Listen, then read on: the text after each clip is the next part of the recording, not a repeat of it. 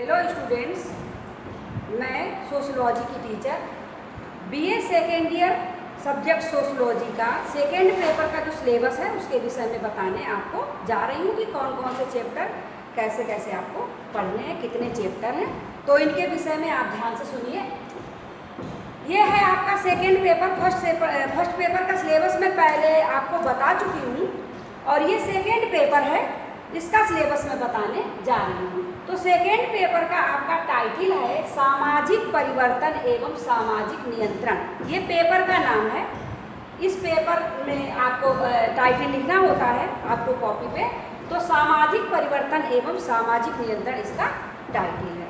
इसके बाद पेपर जो है आपका सोशलॉजी का सेकेंड पेपर फोर्थ यूनिट है। इसके first unit, second unit, third unit, fourth unit, चारों यूनिट से सारे मतलब जब पेपर बनाया जाता है तो यूनिट में डिवाइड है तो सारे यूनिट से क्वेश्चन आएंगे।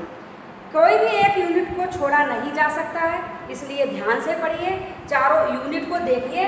आपको मैं फर्स्ट यूनिट के विषय में बताने जा रही हूँ।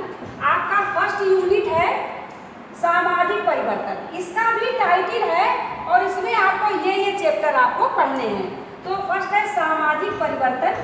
इसके अंतर्गत आपको क्या पढ़ना है? पहला चैप्टर है आपका सामाजिक परिवर्तन। सेकेंड चैप्टर है सामाजिक परिवर्तन के प्राकृतिक, भौगोलिक, जैविक एवं जनसंख्यात्मक कारक। ये आपका सेकेंड है। थर्ड चैप्टर है सामाजिक परिवर्तन के प्रौद्योगिक एवं आर्थिक कारक। ये थर्ड हुआ। और फोर्थ चैप्टर है आपका सामाजिक परिवर्तन के सांस्कृतिक कारक। फिफ्थ चैप्टर है आपका सामाजिक परिवर्तन तथा सूचना प्रौद्योगिकी कारक। ये आपका फिफ्थ चैप्टर हो गया। तो ये जो फर्स्ट यूनिट है, फर्स्ट यूनिट में आपको 5 चैप्टर आपको पढ़ने हैं। इसके बाद आपका आता है सेकेंड यूनिट। सेकेंड यूनिट का जो टाइटल है आपका सामाजिक परिवर्तन के सिद्धांत। ये आपका टाइटल है। इसके अंतर्गत आपको कौन कौन से चैप्टर पढ़ने हैं? सामाजिक परिवर्तन का रेखीय एवं चक्रीय सिद्धांत, ये 6 चैप्टर है। 7 चैप्टर है सामाजिक परिवर्तन का जैविकीय तथा जनांगिकीय सिद्धांत। इसके बाद 8 नंबर का चैप्टर है जो आपका सामाजिक परिवर्तन का उद्विकासवादी एवं प्रसारवादी सिद्धांत। और 9 नंबर का चैप्टर है मार्क्सवादी एवं प्रौद्योगिक निर्धारणवादी सिद्धांत। तो ये जो है आपका सेकेंड यूनिट था। इसमें आपको इतने चैप्टर पढ़ने हैं 6 से लेकर 9 चैप्टर तक। इसके बाद आता है आपका थर्ड यूनिट की बात करते हैं। तो थर्ड यूनिट में इसका भी टाइटल है सामाजिक परिवर्तन से संबंधित अन्य अवधारणाएं।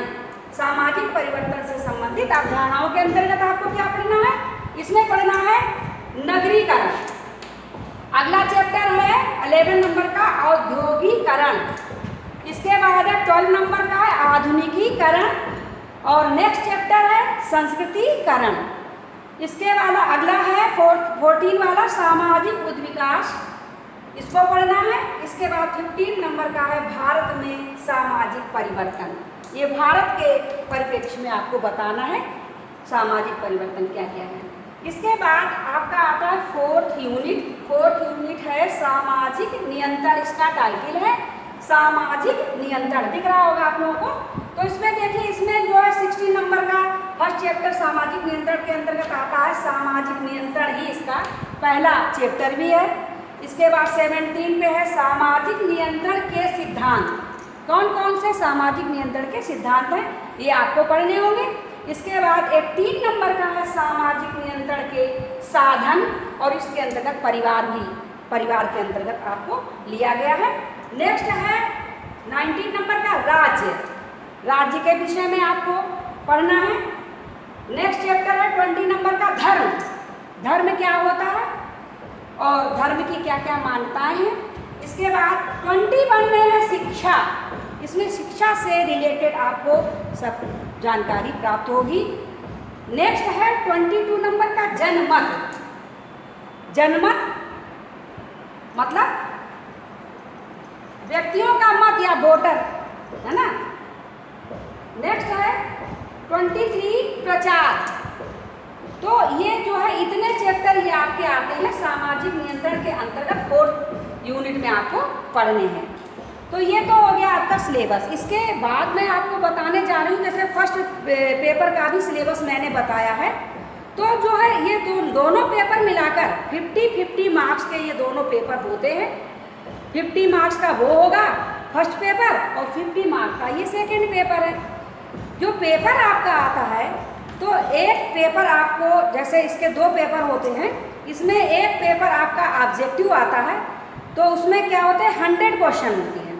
100 क्वेश्चन में आपको 50 मार्क्स का पेपर होता है और क्वेश्चन कितने होते हैं 100, तो पर क्वेश्चन कितने का हुआ है ना, आधे नंबर का, मतलब 1/2, तो आधे नंबर का पेपर हुआ, आधे नंबर का वो क्वेश्चन एक हुआ। इस तरीके से आपका 50 मार्क्स का वो हो गया।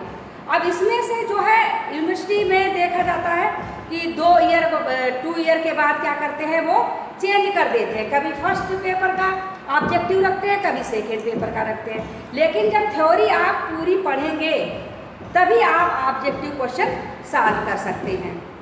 तो ये रहा पेपर का, ये डिसाइड करेगी यूनिवर्सिटी और आपको जल्दी ही पता चल जाएगा कि कौन सा पेपर इस बार ऑब्जेक्टिव आना है। वैसे लास्ट ईयर का मुझे पता है कि उस ईयर में सेकेंड सोशोलॉजी सेकेंड ईयर का सेकेंड पेपर था, फर्स्ट ईयर का फर्स्ट पेपर था और थर्ड ईयर का थर्ड पेपर ऑब्जेक्टिव आया था।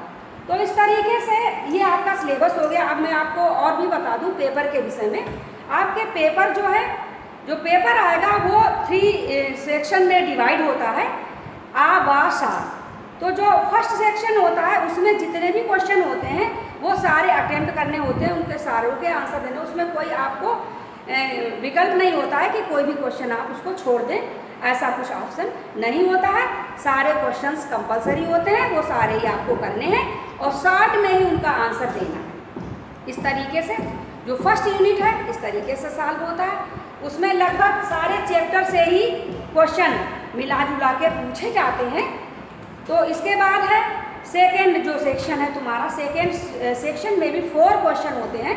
तो 4 क्वेश्चन में से आपको 2 क्वेश्चन जो होते हैं वो क्या करने पड़ते हैं, 2 क्वेश्चन सॉल्व करने पड़ते हैं। उनमें से जो भी आपको अच्छी तरीके से आ रहे हैं उनको सॉल्व करिए, कायदे से पढ़ेंगे तो आप अच्छे से पेपर अपना कर लेंगे। इसके बाद सी सेक्शन होता है। सी सेक्शन में भी आपके 4 क्वेश्चन दिए जाते हैं पेपर में, और 4 सेक्शन में से आपको कितने क्वेश्चन करने हैं, सी सेक्शन में से आपको 4 क्वेश्चन में से 2 क्वेश्चन उसमें से भी करने होते हैं। तो इस प्रकार से 2 और 4 क्वेश्चन आपको डिटेल में करने पड़ते हैं, लॉन्ग क्वेश्चन होते हैं वो, और जो शॉर्ट क्वेश्चन होते हैं वो फर्स्ट यूनिट में होते हैं, फर्स्ट सेक्शन में होते हैं, वो सारे ही अटेम्प्ट करने पड़ते हैं जितने भी आते हैं। तो यहीं से मैं अपना आपको अच्छे से समझ में आ गया होगा। अब 1 बाय 1 चैप्टर मैं आपको पढ़ाना शुरू करूँगी। अच्छे से पढ़िए, अच्छे से तैयारी करिए और अच्छे से पेपर दीजिए और अच्छे नंबर पाइए, ठीक है। यहीं से मैं अपना ये लेक्चर समाप्त करके इसके बाद मैं चैप्टर आपको पढ़ना शुरू करूँगी।